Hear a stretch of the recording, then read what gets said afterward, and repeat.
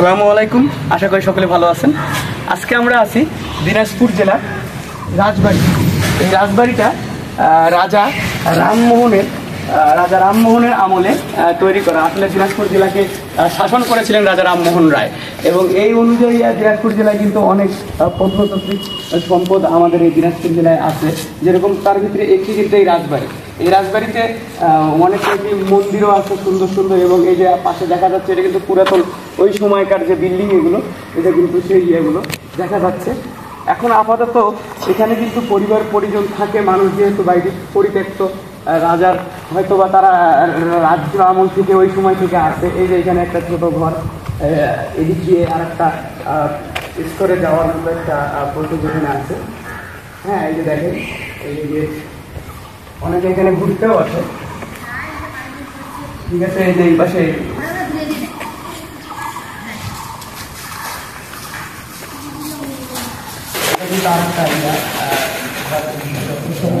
মহল ছিল, বড় মহল ছিল। এই যে দেখা যাচ্ছে রাজবাড়িতে কিন্তু পাপড় বিক্রি হয়। আপনারা যারা আসবেন তারা জানেন, আমরা যারা দিনাজপুরে থাকি মোটামুটি তারা জানি যে এখানে পাপড়ও পাওয়া যায়। আপনারা আসবেন। এই যে এটা একটা এটা ওই সময় রাজার মহল ছিল। হ্যাঁ, এই যে এইদিকে আরো ছোট ছোট ঘর আছে। এই সাইডে এইগুলো ছিল কিন্তু ওই সময়কার রুম, যেগুলোতে মানুষরা হয়তো রাজবাড়িতে থাকতো রাজাদের।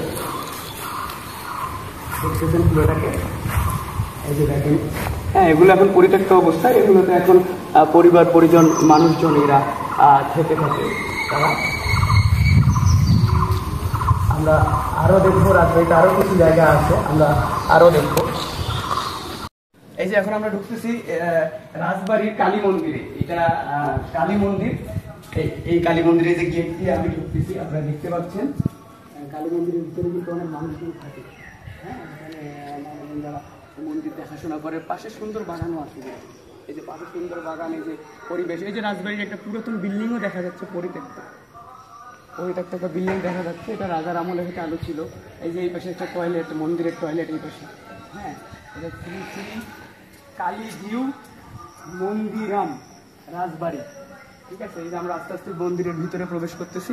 দেখেন, হিন্দু ধর্মাবলম্বীর লোকেরা তাদের পূজা অর্চনা এগুলোকে এইখানেই করে থাকে। রাজবাড়িতে দিনাজপুর যে দিনাজপুর এলাকাকে শাসন করেছেন হিন্দু রাজা, তো সেই ক্ষেত্রে তার চিন্তা করে হিন্দু ধর্মাবলম্বী লোকজন কিন্তু আমাদের এই দিনাজপুর অঞ্চলটাতে আমরা বেশি দেখতে পাই।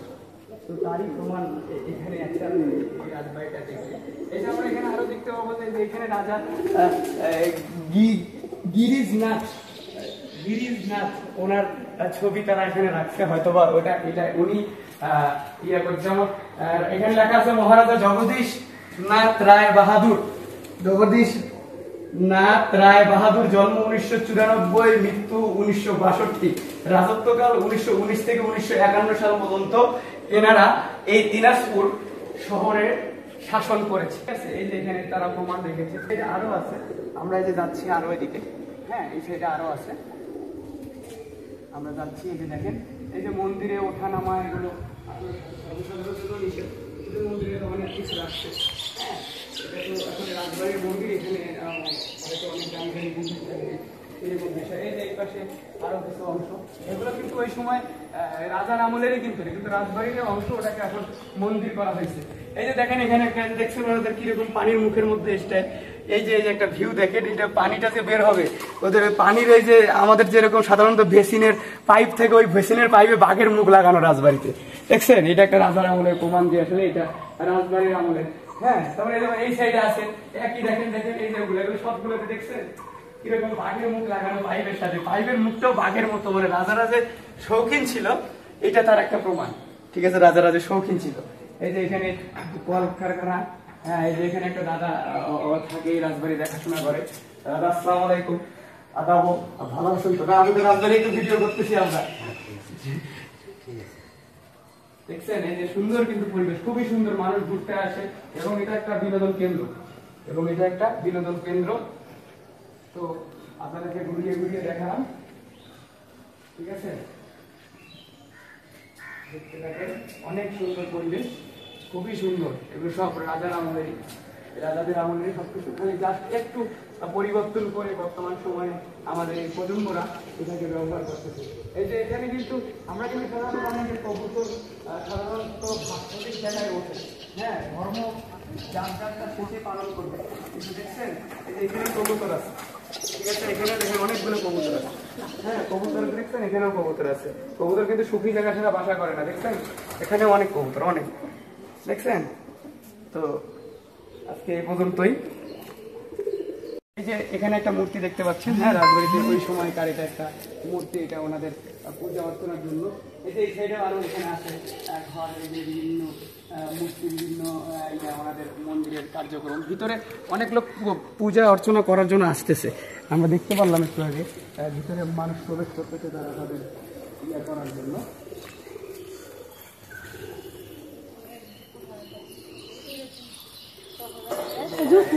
বের হয়ে যাওয়ার দরজা মন্দির থেকে বের হয়ে রাজার আর কি উঠান বলা যায়। ওকে, এই যে আমরা এখন ধীরে ধীরে বের হয়ে যাচ্ছি। রাজবাড়িতে কিন্তু অনেক মানুষজন ঘুরতেও আসে, তারা ইতিমধ্যে আমরা দেখতেছি ভিতরে আরো দেখলাম যে অনেক মানুষ ঘুরতে আসছে,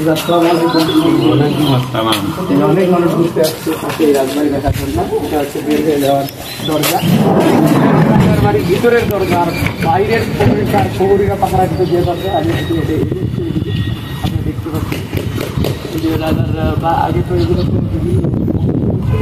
নাই মানুষ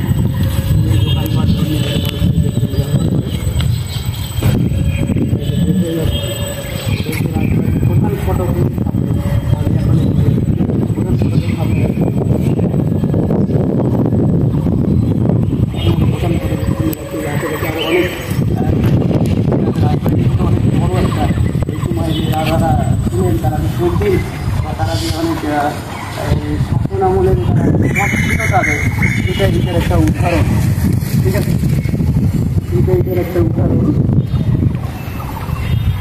তো এই যে রাজবাড়ির প্রধান ফটক, এটা হচ্ছে প্রধান ফটক। প্রধান ফটকের সামনে এই যে আমি আজকে এই পর্যন্তই। সবাইকে আসসালামু আলাইকুম, ভালো থাকবেন, বেশি বেশি লাইক কমেন্ট শেয়ার করবেন।